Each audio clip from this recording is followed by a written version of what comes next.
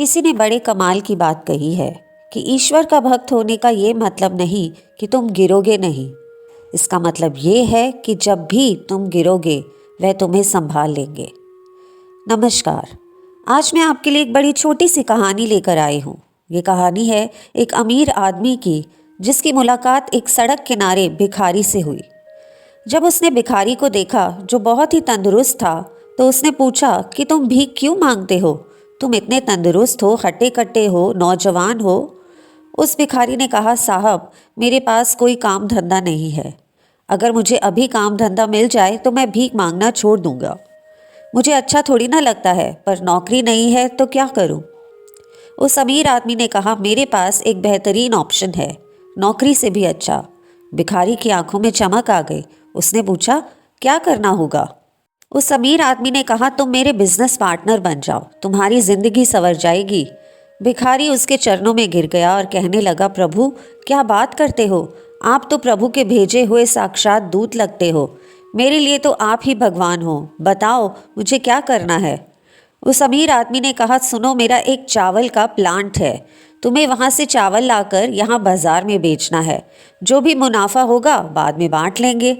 भिखारी ने पूछा, मुझे कितना परसेंट मिलेगा? 20 पर मिलेगा? 80 आप रखोगे या 90 रखोगे और मुझे 10 दोगे? उस बहुत अमीर आदमी ने भिखारी के सर पर हाथ फेरते हुए कहा, चिंता मत करो, तुम मुझे सिर्फ 10% देना, बाकी का 90% मुनाफा तुम रख लेना। मुझे नहीं चाहिए, बस मैं तुम्हें ये अवसर देना चाहता हूँ। भिखारी फिर से पैरों में पड़ गया और कहने लगा, वाकई में आप ऊपर वाले के भेजे हुए दूत हो, क्योंकि आप मेरे ऊपर इतना बड़ा उपकार कर रहे हो। 1 महीने के बाद मैं आपको आपका 10% चुका दूंगा। बहुत मेहनत करूंगा। मुझे मौका दिया आपने, इसके लिए बहुत बहुत धन्यवाद। अगले दिन से भिखारी ने चावल के प्लांट से चावल लाकर बेचना शुरू किया। उसने पूरे दिन रात मेहनत की, ईमानदारी से काम किया, और जब महीना ख़त्म होने को आया तो उसे बहुत अच्छा मुनाफा हुआ। लेकिन जैसे ही प्रॉफिट शेयरिंग की तारीख पास आई तो उसे लगा कि 10% क्यों दूँ? मेहनत तो मैंने की है, उस आदमी ने किया ही क्या है? जैसे ही वह दिन आया, अमीर आदमी ने कहा, लाओ मेरा 10% दो। भिखारी ने कहा, अरे वहाँ घाटा हो गया था, और चावल लाने में भी घाटा हो गया था, और उसने बहाने बनाने शुरू कर दिए। अमीर आदमी ने कहा, मुझे मालूम है तुम्हें मुनाफा हुआ है, तो मेरा परसेंट देने से कतरा क्यों रहे हो? भिखारी बोला, तुमने किया ही क्या है? तुमने मुझे मौका दिया और क्या किया? सारी मेहनत तो मैंने ही की, इसीलिए मुनाफा हुआ है, वरना मुनाफा थोड़ी ना होता। तो मैं 10% किस बात का दूँ? यह तो बहुत ज़्यादा है।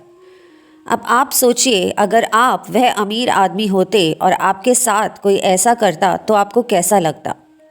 वह 10% का हक भी अगर कोई नहीं चुका पाता तो आपको कैसा लगता? वह बहुत अमीर आदमी ऊपर वाला है, जिसने हमें यह जीवन दिया, यह अवसर दिया, हमें ज़िंदगी जीने का मौका दिया, और हम 24 घंटे में से सिर्फ 10% समय भी उसे नहीं देते, क्योंकि हमें लगता है कि उसने किया ही क्या है।